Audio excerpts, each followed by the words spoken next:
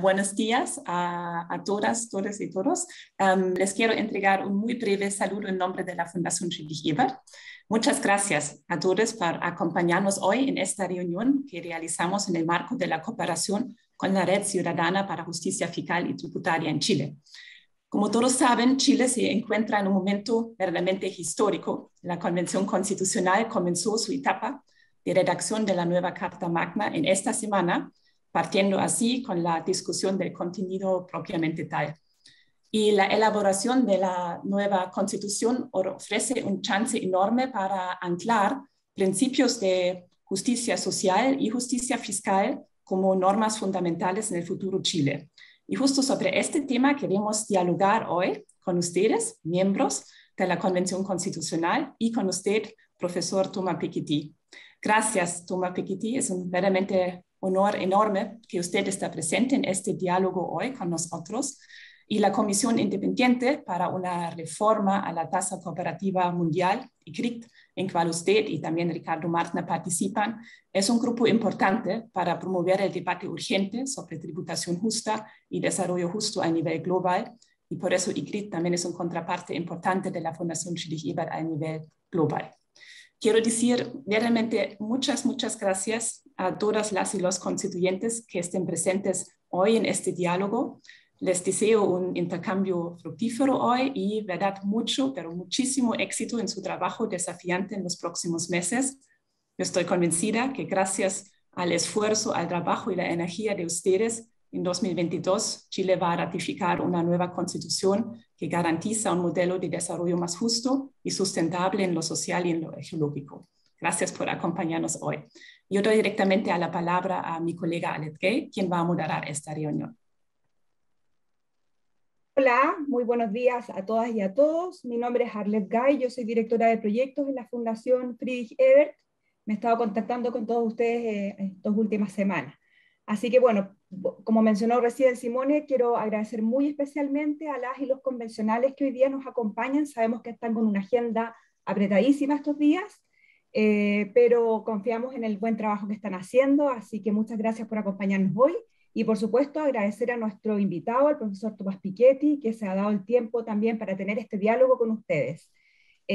Aprovechando los agradecimientos, voy a agradecer también a Ricardo Martner y a Ignacio Flores, que fueron personas claves para facilitarnos el contacto con el profesor Piketty y poder lograr tener esta actividad hoy día. Y por supuesto, como decía Simone también, saludar a la Red Ciudadana por la Justicia Fiscal y Tributaria en Chile, que es una iniciativa reciente, que estamos nosotros patrocinando también como fundación, y que la componen los dirigentes de las dos asociaciones de funcionarios de impuestos internos, la ANEICH, la FICH, también la gente de la ISP, la Internacional de Servicios Públicos, los amigos también de Global Initiative, y algunos académicos y especialistas como el propio Ricardo Martner, Michel Llorat, entre otros. Finalmente, también quiero agradecer a todos los invitados que tenemos hoy día, que nos acompañan en la sala presenciando este evento, y por supuesto también a los periodistas que lo van a cubrir. Voy a explicar muy brevemente el formato de la actividad. En primer lugar, vamos a tener un primer impulso del profesor Piketty de 12 a 15 minutos. Luego vamos a tener aproximadamente 40 minutos para intercambio con las y los convencionales. Ahí la idea es que cada uno vaya tomando la palabra, ¿no es cierto?, que levanten su mano, y que se tomen ojalá alrededor de 3 minutos para hacer comentarios o preguntas. Ahí vemos si es más adecuado recolectar estas preguntas y luego pedirle al profesor Piketty que vaya respondiéndolas, o si las juntamos todas y él responde hacia el final. Pero va a depender un poco del tiempo. Aprovecho también para mencionarles que tenemos traducción simultánea, español e inglés disponible para todos los que lo necesiten. Está abajo ahí en el mundo, el símbolo de mundo que aparece abajo en la pantalla que dice interpretación. Y bueno, sin más, le doy la palabra al profesor Piketty para que nos dé su impulso ahora, y cuando estemos cerca del tiempo le voy a avisar si es que estamos muy justos. ¿Ya? Muchas gracias.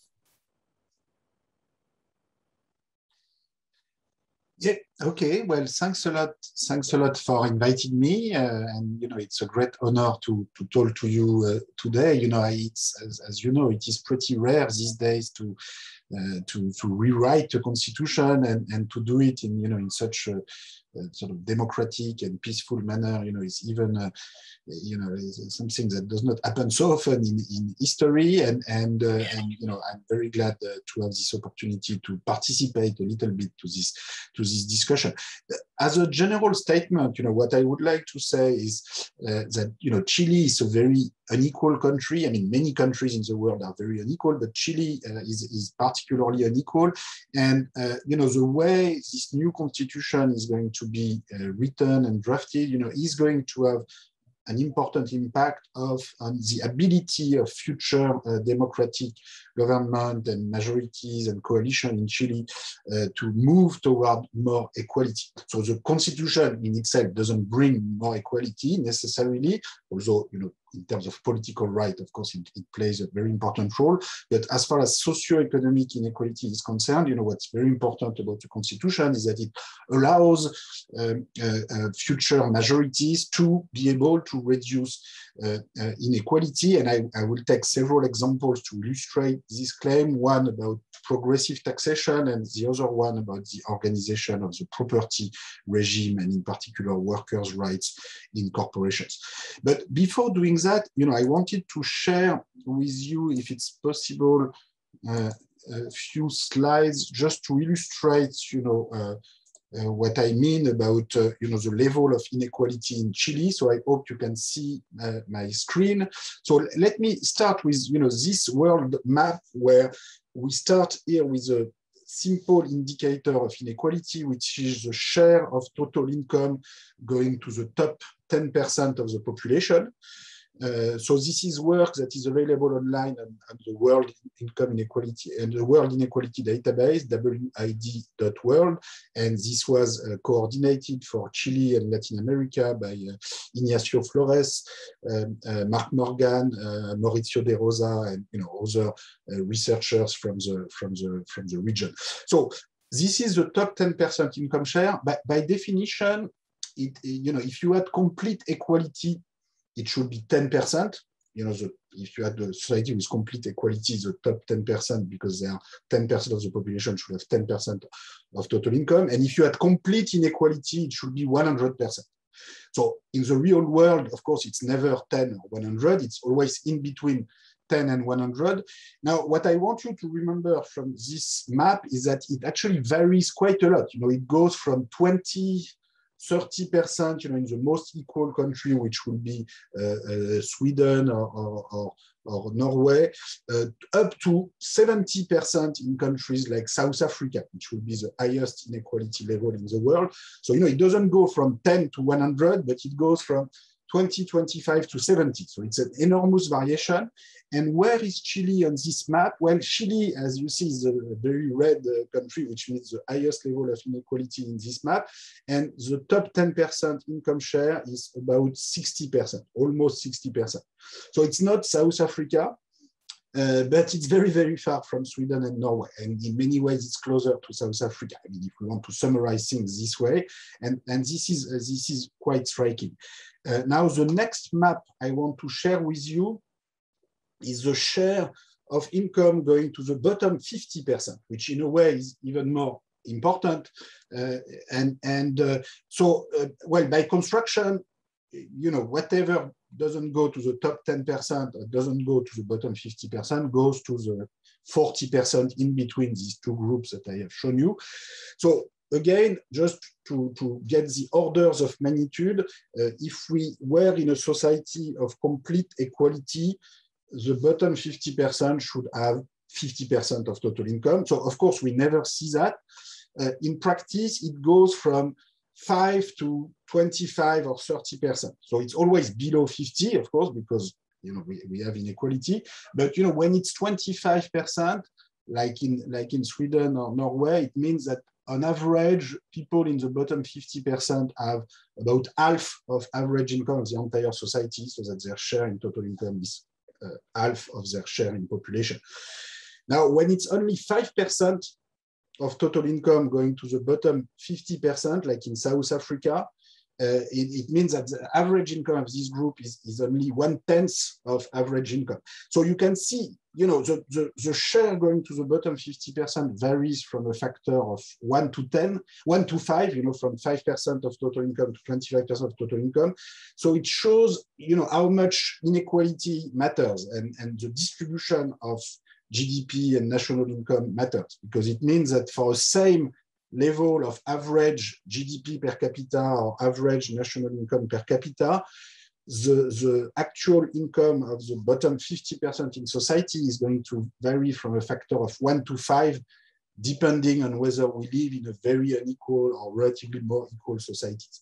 And the general lesson is that, in fact, some of the most prosperous societies in the world, like a society in Nordic countries in Europe, for instance, are both more equal and more prosperous. And the highest inequality country in the world, some of them are very poor, some of them are less poor, but generally speaking, they are not in the richest country in the world. So in the case of Chile, again, here the share of total income going to bottom 50% will be around 10%, which is more than in South Africa, where it will be closer to 5%, but much less than the 20-25% that you have in Europe or Northern Europe. So Chile, to summarize, I'm not going to spend more time on this, and actually I'm going to exit from this screen in order to concentrate on the rest of the discussion, talking about the implications for constitution design. But the bottom line, the first point I wanted to stress is that by international standards, Chile is really a extremely unequal country. There's been some discussion recently in Chile as to whether inequality had increased a little bit or declined a little bit over the past 10 years. But at the end of the day, the reality is that it probably didn't change all that much, and that it's always been very high inequality. So the order of magnitude, which is roughly 60% of total income for the top 10%, and only 10% of total income for the bottom 50%, are sort of the kind of order of magnitude we've had in Chile over the past 10 years, and this puts Chile very, very high on the world map of inequality. So now, what's the relation with the Constitution, and why is it important to take this into account when we talk about the Constitution? Well, because different constitution can put different emphases on the issue of social justice and particular fiscal justice, and can sometimes constitution in the past in a number of countries, including Chile, but there are many other examples in history. Constitutions have been sometimes designed in part by property owners or the most affluent group in societies in order to limit the ability of future majorities, popular democratic majorities, to reduce inequality in a peaceful manner. So I think what's really important is that Constitution defines the notions like about taxation, about fiscal justice, about property rights, about the property regime, in such a way that future legislative assemblies are able to choose the level of progressive taxation that they want, and also the organization of the property regime, and in particular the respective rights of property owners, workers, different stakeholders in societies. And so the Constitution must make clear that there are different ways to organize a property regime. You don't need to have the same response in every sector of the economy for all kinds of property. At the end of the day, this is a political choice, and it's important to leave space for innovation. So I'm gonna take these two examples, one after the other. First, progressive taxation, and then property regime and workers' rights. Regarding progressive taxation, from the research that we have, I'm thinking of the work by Ignacio Flores and other scholars from Chile. Right now, Chile has actually a pretty regressive tax system, in the sense that very top income groups tend to pay a smaller effective tax rate than the middle class. This is due to a number of technical reasons, including the fact that retained earnings, profits of corporations manage to escape, for people at the very top of the distribution, the progressive tax schedule of the personal income tax system. I'm not going to enter into the details, but I think it's important that the objective of social justice and fiscal justice is clearly stated in the Constitution, that there is a clear definition of what fiscal progressivity means. That is, that the effective tax rate that is paid depending on the level of your income or on the level of your wealth, the level of your property, because both notions of progressivity with respect to income and with respect to wealth are important. So somewhere this notion of, the ideal of tax progressivity should be referred to in the Constitution. And then it should be very clear, well, first, that it is up to the legislator, to the parliamentary majority to decide about the proper level of progressive taxation. And it's important to remember that there are a number of democratic countries, like for instance the United States, where between 1930 and 1980 the very top income tax rate at the very top of the distribution was 81% at the federal level on very, very high income between 1930 and 1980. This did not lead to the collapse of US capitalism. Otherwise we would have noticed it. It was quite a prosperous time for the US. It was not also the collapse of US democracy. So, at the end of the day, well, my own evaluation is that it was pretty successful, but, people can disagree. It's a matter of political discussion, but it should be a matter of political discussion. And we should not try to limit the level of tax progressivity through a legal reason or a constitutional reason, which is something, unfortunately, that a number of judges and political parties have tried to use a constitutional or legal argument to limit the extent of tax progressivity in history.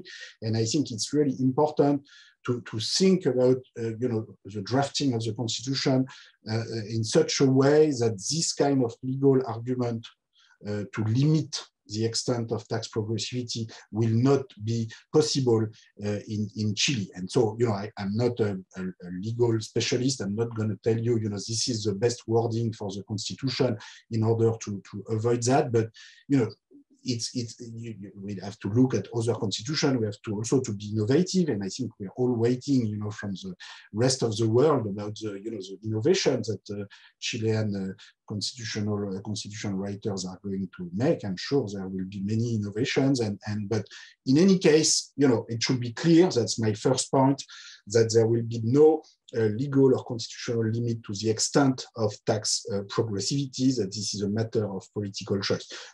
Maybe we could also have an obligation of having transparency, that the government should produce information in order to be able to judge, to allow the citizen to be able to judge the level of effective progressivity, so which would imply that the government, every year needs to make clear, if we include all taxes and you rank citizens by level of income, percentile of income, or by percentile of wealth, well, in both cases, we should publish the amount of tax paid by all the different percentile of the distribution, so that we can compute the effective tax rate as a fraction of income on the one hand, as a fraction of wealth on the other hand, and see, whether the system is progressive or actually right now it is regressive in Chile. But in any case, there should be transparency about that, and it should be a political choice to decide just how progressive we want the system to be. So this is my first point. My second point, and I will conclude, is about the organization of the property regime and the right of property owners vis-à-vis other stakeholders, including workers, including consumers.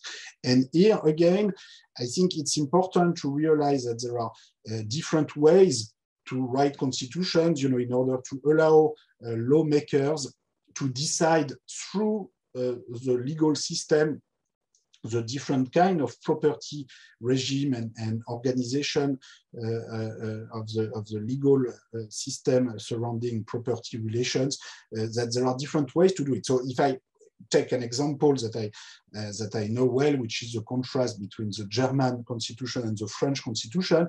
Well, the German constitution of 1949 and actually also the previous one of 1919 define property as a social relation, including not only the right of property owners, but also the right of workers, the right of consumers, of families to have access to a decent home, or to, you know, so property in the constitution is embedded into a set of social relations, and this was very important to make it possible to adopt in Germany in 1952 and again in 1976 the famous law on co-determination or co-management, which allowed workers' representatives to have up to 50% of voting rights in the board of corporations.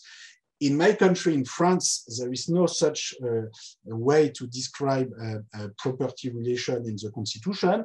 So the way property is referred to in the Constitution, in fact, refers back to the Declaration of Rights of 1789, and it's a pretty sort of sacralized view of property, in the sense that property is described as at the same level as you know, general human rights and the most important human rights, but without any specific content about, you know, the various stakeholders in that you know, matter in the property relation. As a consequence, you know, constitutional judges basically can say whatever they want, and if they want to defend a sort of very conservative view of property, for instance, if they want to say, well, shareholders in companies should have all the voting rights, and if you write a law saying that you will have, you know, 50% or 30% of voting rights to workers, then we will consider that it's not constitutional.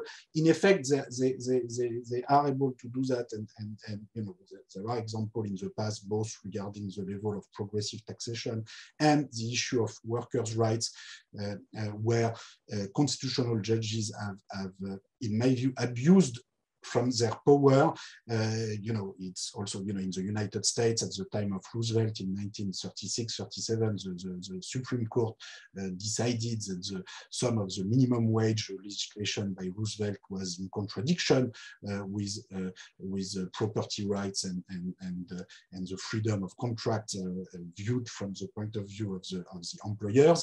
Finally, they had to change their jurisprudence following a very you know, heated debate, to say the least, between Roosevelt and the Supreme Court, and the famous court packing threat by Roosevelt. But anyway, we don't have time to get into all the details, but all the historical experience about constitution and redistribution suggests that you know, if you don't want to you know, judges to sort of put arbitrary limits on how much we want to redistribute wealth and redistribute power in society, it's important that notions of social justice, fiscal justice, property regime, stakeholders, workers' rights be referred to in the Constitution in the proper manner.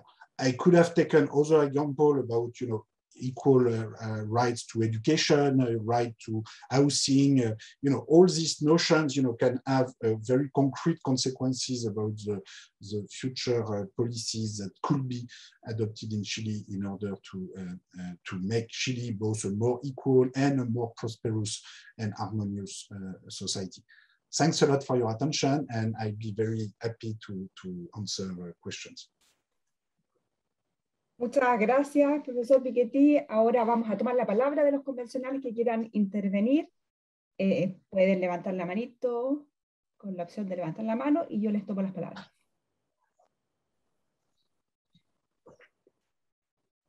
¿Quién parte primero?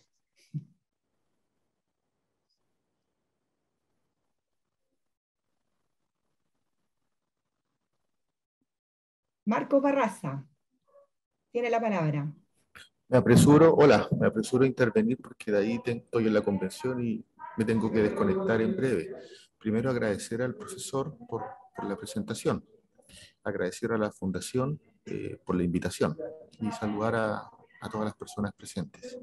Bueno, me presento para el profesor. Yo soy Marcos Barraza, soy constituyente por el Partido Comunista y nosotros teníamos contemplado, desde luego, la incorporación de 3 dimensiones desde el punto de vista de la desigualdad. Un principio transversal de justicia fiscal, abordar el problema de la sobreregulación de la propiedad privada en la actual Constitución, que es uno de los 4 parámetros, diríamos nosotros, para sostener el Estado subsidiario y neoliberal en Chile.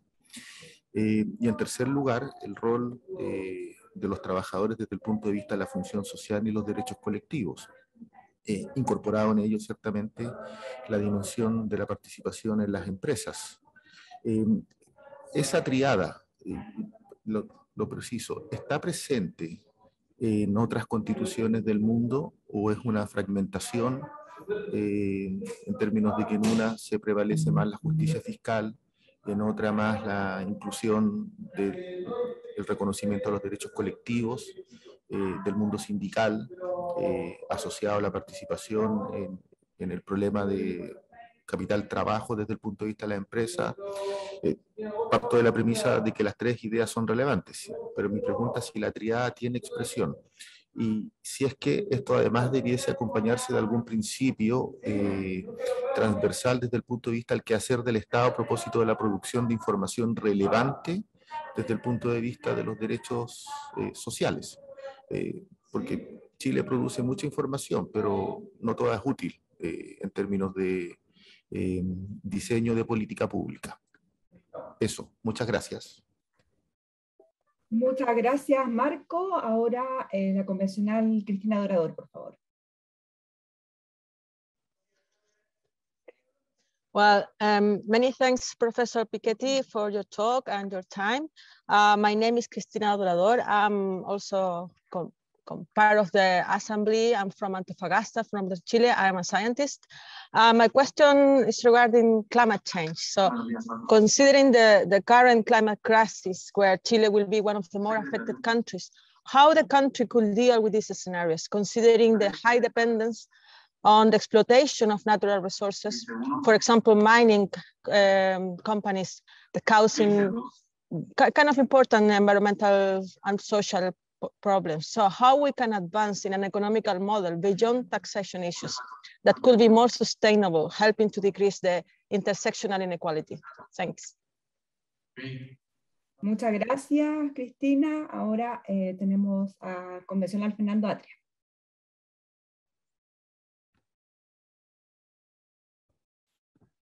Thank you. Thank you, Professor Piketty, for your presentation. You talked about two things, as you said, on progressive taxation and its place in the Constitution and the property regime. My first question would be, is it because those questions are of particular interest to you, or is there an opinion in you of yours to the effect that those are the critical questions vis-a-vis economic redistribution?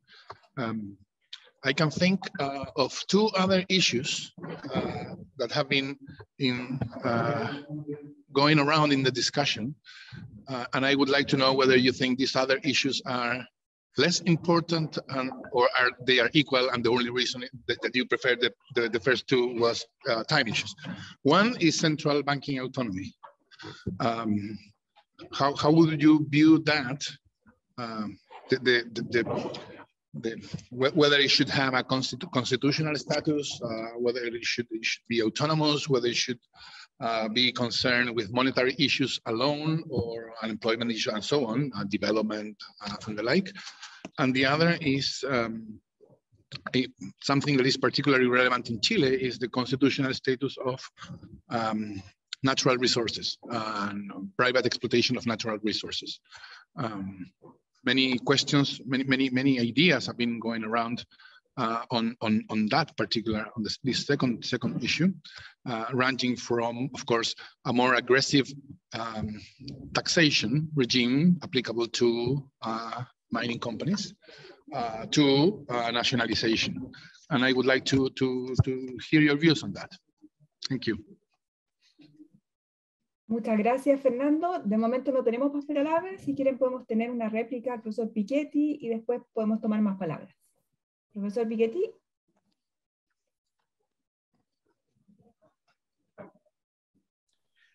Okay, well, thanks a lot for this question. I think these are all a very, very important question. So let me take them in order. So first question by Marcos. You know, is there a sort of a perfect constitution, or at least is there an example of a country where this the three dimensions that you refer to, you know, are properly addressed together? Well, you know, I think my general answer will be no. We're waiting, you know, for the Chilean constitution. You know, I think there's no. I don't know, but seriously, I don't think there's really one country where we can say, you know, things. At least there's no one country constitution where I would say, okay, this is exactly right, this is what we need to follow. I think there are things to take here and there are innovations to be made, and so, you know, that's why I think what you're doing is so important, not only for Chile but also for the rest of the world.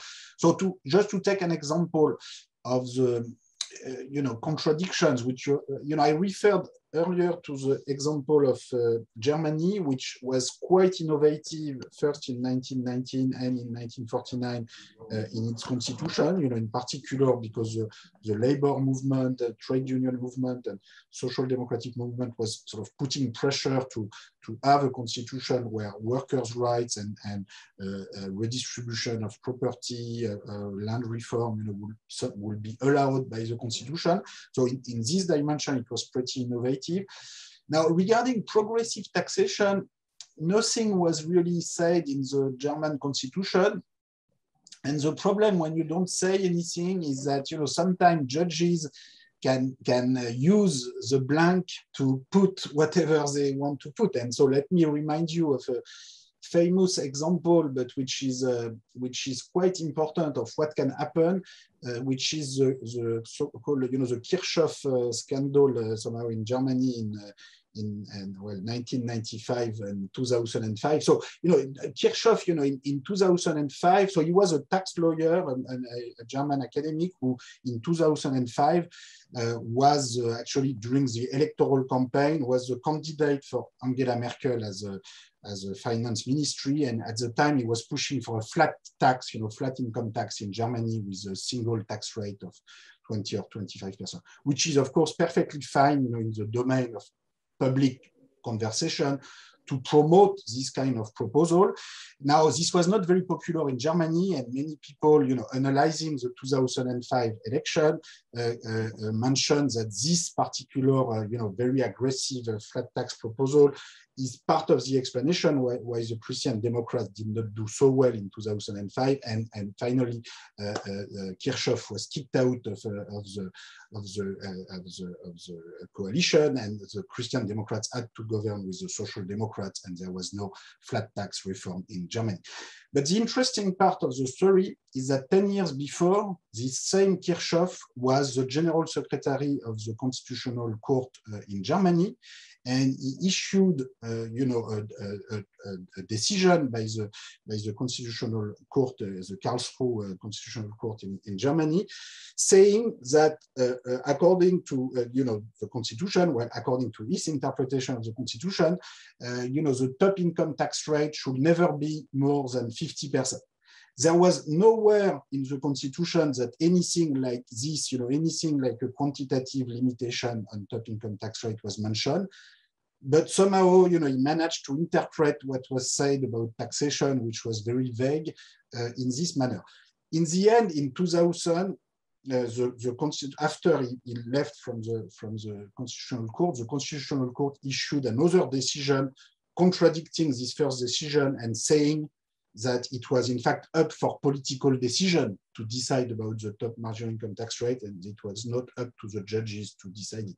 But what you can see with this example is that, you know, you have someone who has very strong political views about flat tax, which is fine, you know, in the political discussion, but then who tries to use his position as a judge, you know, to pretend to pretend that his view is the consequence of the constitution. And this is a clear case of abuse of power. And, this happens, even in very advanced democracies, even in a constitution, in a country where the constitution is quite progressive with respect to workers' rights and property rights. So this is, in order to answer your question, to say that, it's very important that to do it all, both for property regime, for progressive taxation, for the environment, for other issues, and I'm going to answer to the following questions right after that. But it's very important that these notions are addressed.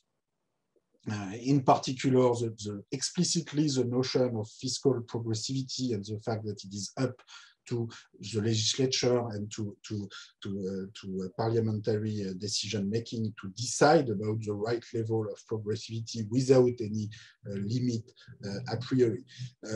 And so that, one has to be very careful about that.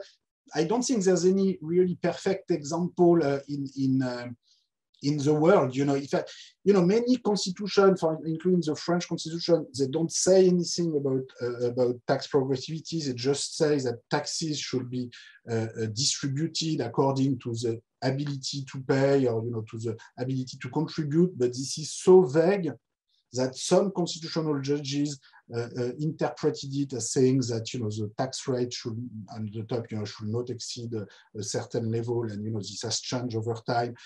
In the United States, this is an area where after the right to have a federal progressive taxation was introduced in the Constitution, the federal Constitution in 1913, as far as I know, the Supreme Court never really tried to put limit on the level of progressivity, but they tried to put limit on minimum wage so yeah, it's important to look at all these different issues and make sure that you don't miss anything, on the basis of others' experiences.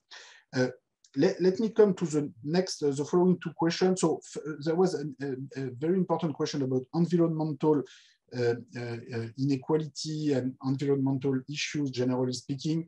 This is absolutely central, of course, to include in the Constitution the fact that the state, has a responsibility with respect to sustainable development and making future life for future generation possible on Earth in terms of pollution, climate, biodiversity.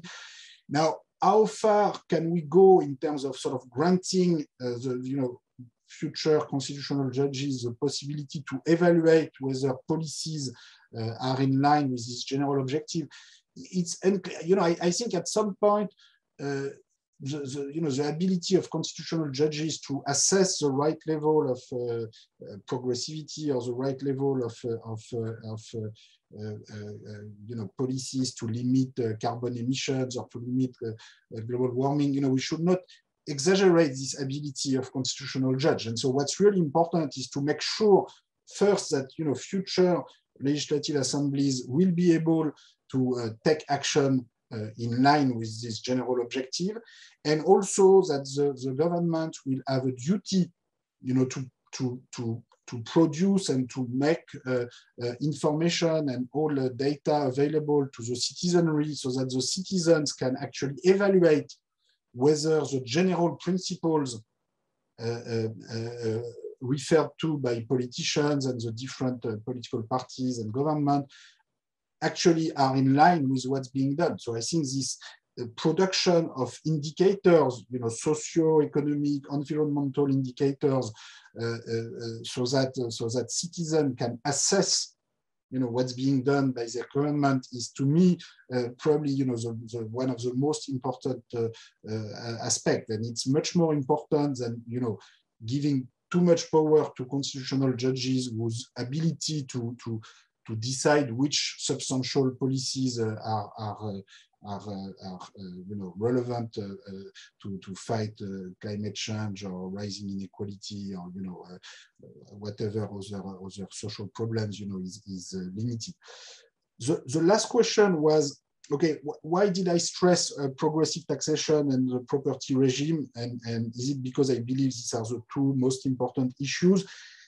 well, no, these were really examples. I mean, these are important examples, but I want to mention, that there are other areas which are very important. So certainly the preservation of the environment and the issue of natural resources, the fact that, in particular, the ownership of natural resources and the property regime surrounding natural resources should be given a special status in the constitution, so that, again, future democratic government can conduct the policies for which they have a majority. I think is very important. You mentioned the issue of central bank independence.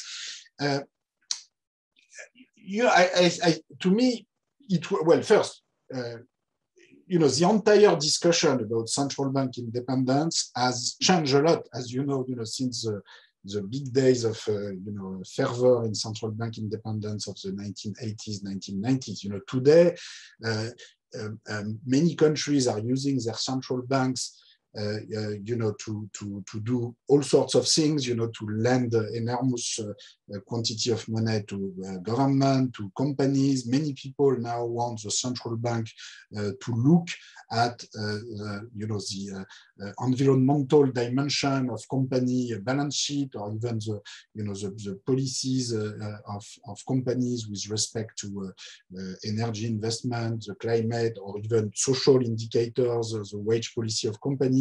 And it's very interesting to see how sort of a new consensus about much more active central banks, has started to develop after the 2008 financial crisis, and especially after the pandemic.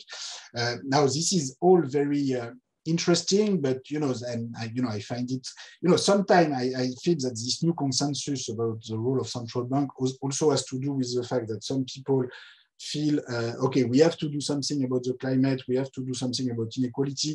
If we leave it to central bank, at least it will be less dangerous for us than progressive taxation or wealth tax. So let's have the central bank do also.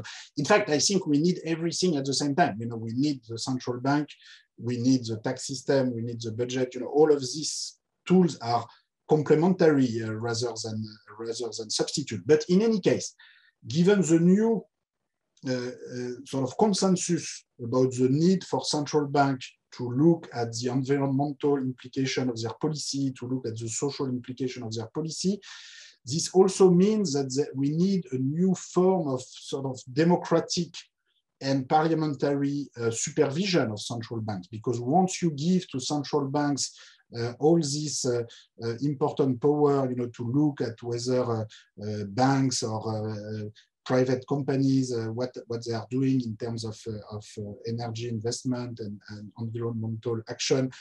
These are very difficult issues to evaluate. What's exactly the monetary transmission mechanism? What's the ability of central bank to affect green investment in the financial sector? And this needs to be supervised democratically. You cannot just have, board of governors talking within themselves without, public oversight. This needs to be public deliberations. This needs to come with a lot of contradictory expertise by different body producing evidence, producing expertise. And I think Parliament obviously have a role to play to talk about this. And I think in Europe, for instance, we've probably gone too far in the direction of central bank independence in the sense that the ability of the European Parliament and other democratic bodies to supervise these policies is limited, and there should be, many people today are saying we should have more expertise at the level of the European Parliament to look at how alternative monetary policies would have produced alternative outcome, and so that this is the subject of a broad ranging democratic conversation. So in Chile, when you think about the constitution, I think this should be taken into account. Now, one possibility, I think, in many constitutions is that, in fact, there's nothing at all about the central bank. And again, if I think of most constitution I know, it will be I'm not even sure the issue of money and currency will be mentioned explicitly in the constitution, which could be good or bad. It could be good if it means that then it's the domain of the law to sort of give legal form to the central bank and to the power of creating money and how this is regulated in general. It could be bad in case then it's this lack of content, in the same way as for progressive taxation, was to be interpreted by judges as a sort of blank cover to say whatever they want. So I don't have strong views on this. There could be articles on central bank saying that they are sort of part of a body of public, collective, democratic institutions, that there needs to be some democratic oversight, and that there are limits to independence. But I'm not sure this is necessary. I think just to conclude and to answer to you directly, one reason I mentioned so much the issue of progressive taxation is that beyond, I think it's very important for very different dimensions of policy, whether you think of income inequality, whether wealth inequality, carbon emissions. I think it's very important if we want to address climate issues that we are able to develop form of carbon taxation which are more progressive in nature than what we have today. If you treat in the same manner people who have low levels of carbon emissions and people who have enormous level of carbon emissions, that's not going to work. I remember the Yellow Vest movement in France, but there will be other, a protest movement like this if we want to treat in the same manner, people who have very low levels of emission, people who have much higher levels. So here again, the issue of progressivity and having different tax rates for different levels of carbon emissions is very important.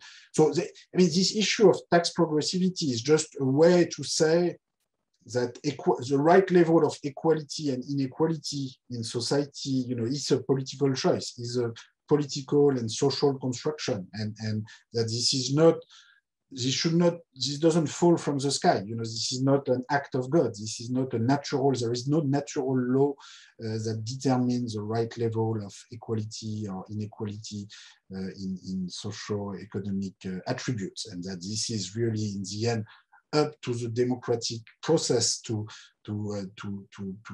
find the right level to distribute resources, to distribute burden. All wealth creation at the end of the day comes from a collective process, comes from the fact that we have a public school system, public infrastructure, a public legal system. No one no one will be rich, no one will be poor, in the absence of a specific social context, legal system, set of fiscal, educational, social institution.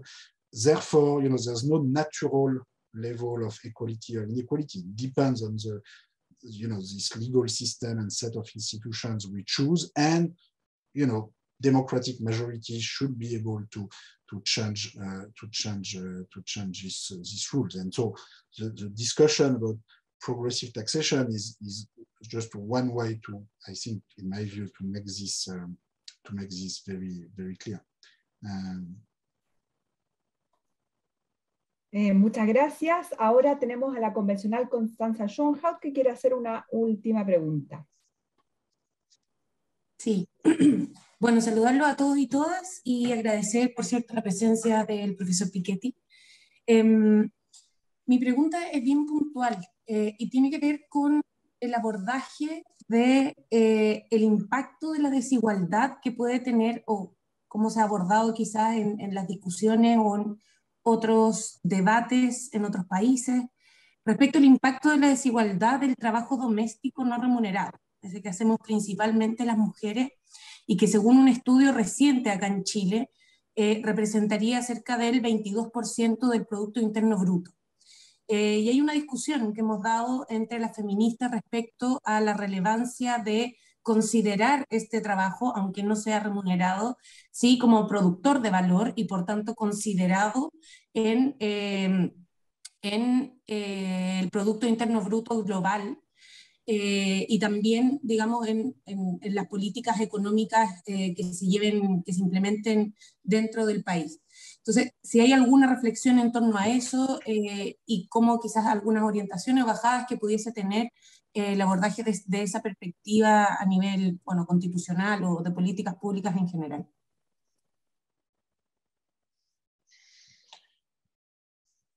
Yeah, well, I think here again, this is a very important example where the Constitution can have deep implications about the possibility to reduce gender inequality. Generally speaking, as countries, it has taken a very long time in history to start, developing political rights for women, and it takes even more time to increase social and economic rights. And it took such a long time because first, the Constitution historically gave only political rights to men. So, for instance, in Switzerland, which was one of the last countries to introduce voting rights for women in 1971, 40 years after Turkey in 1930, 40 years, after many countries introduced this political rights, it's because it was a referendum decision taken only by men. And so, of course, if you have a political system, and at the time, the majority of men in Switzerland until 1971 was against giving political rights to women. So you can see with this example how the Constitution itself makes it impossible, very, very difficult to grant more equality of rights. And in the case of France, it's very striking to see that the first attempt to create a quota for electoral position for women was actually refused by the constitutional judges. So that was in 1982. The constitutional judges in France said, okay, you cannot have a quota for a woman in elected position, and we had to wait until a change in the constitution in 1999 and another change in 2008 to make it possible to have quota for elected position. So this was not exactly your question, but I think this is as a first answer just to say that generally speaking, constitutions are very important in the way they are written in order to allow for certain kind of policies in the area of gender equality. Now, to get to your more specific question about the domestic labor, I don't know, again,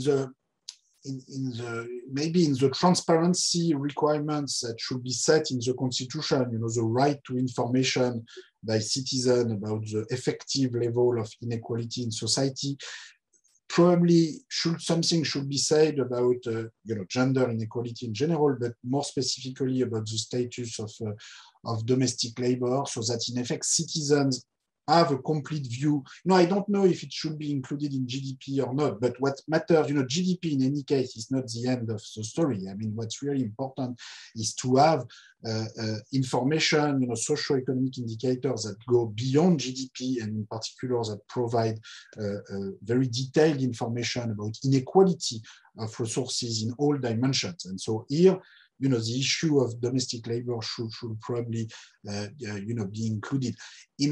Let me mention the fact that in our own work in the World Inequality Database, we are about to publish a new indicator when we will publish a World Inequality Report 2022 at the end of this year, and one of the new indicators that we will develop in this report is a very simple indicator, which is what's the share of women in total wage bill, and more generally in the total paid labor, whether you are wage earner or independent self-employed worker, what's the share, how much do women get out of the total money that is paid for labor in societies. And when we do this kind of computation, it's very striking to see that, it's much, much below 50%, but, sometimes really extremely low. So, even if you take Western European countries, it used to be like in France in the 1970s, it was 20%, so which means that 80% of the total wage bill will go to men. And, today it will be 37, 38% to women, which means that 62, 63 goes to men. So it's still, we are very far from the kind of 10% wage gap or 12% wage gap which we hear about in newspaper, because this kind of gender gap computation are always made for a given job or for a given occupation. But the thing is that men and women don't have access to the same job and the same occupation. So if you look overall, what's the share of women in total paid labor income? You get 20%, 30%, 35%, depending on the part of the world you're looking at. Latin America has made progress as compared to other areas of the world in the past 10 years, and we will publish sort of a world map and historical comparison about this. But what's very striking is that if you use at labor time, including domestic labor, then the share of women, is always more than 50%. So, in all labor, in all time use surveys that we have, so, we have in every country some time use survey where we ask, okay, how much time did you spend working for paid wage? How much time did you spend, doing domestic labor? If we include both paid labor and domestic labor, in every country that I know of, women supply more than 50% of total labor time. But their share in paid labor income, is going to be 20 to 35%, depending on the country. So I think, this kind of indicator is also a way to present the reality in a more sort of complete and sort of also sort of a crudest way, and I think a more meaningful manner, that sometimes the indicators that we use sort of don't play and underestimate the magnitude of the problem. So I don't know if this is answering your question, but I think generally speaking, we need to define indicators, socio-economic indicators, that allow citizens to really assess how far we are from an ideal of equality that we pretend we agree with at a theoretical level, but in practice, if we don't have, it's like for educational justice. If you look at who has access to educational spending and to how much public spending in education, depending on your social origin or parental origin, or you see a picture that is very different from the theoretical claim about equal opportunity, etc., etc. So I think on all these different issues about equality of rights, we need to develop indicators that allow citizens to assess the extent of the gap, and most importantly, to assess the extent to which elected governments move in the direction of correcting the gap, or at least make clear what their objective is. And whether they think the situation today is fine, they should say it. But in any case, it should be clear about what's the target and how do we move from there to the target. Merci beaucoup, Monsieur Piketty. Muchas gracias a todas y todos los convencionales que nos acompañaron hoy día. Verdaderamente creo que ha sido una jornada que puede ser muy importante para ustedes como un input en este tema tan sensible, tan particular. Y donde, como en tantas otras cosas, podemos ayudar a hacer innovación política y profundizar nuestra democracia en Chile. Así que sin más, agradezco a todas y a todos por acompañarnos hoy día. Quedamos a disposición como fundación y como red para acompañarlos en el trabajo, en la convención, en lo que estimen necesario. Cuenten con nosotros para ello, como han contado siempre. Muchísimas gracias y que tengan un muy buen día. Muchas gracias al profesor y a la fundación. Adiós. Gracias a todos. Muchas gracias. Thanks a lot for the discussion. Bye-bye. Thanks. Many thanks.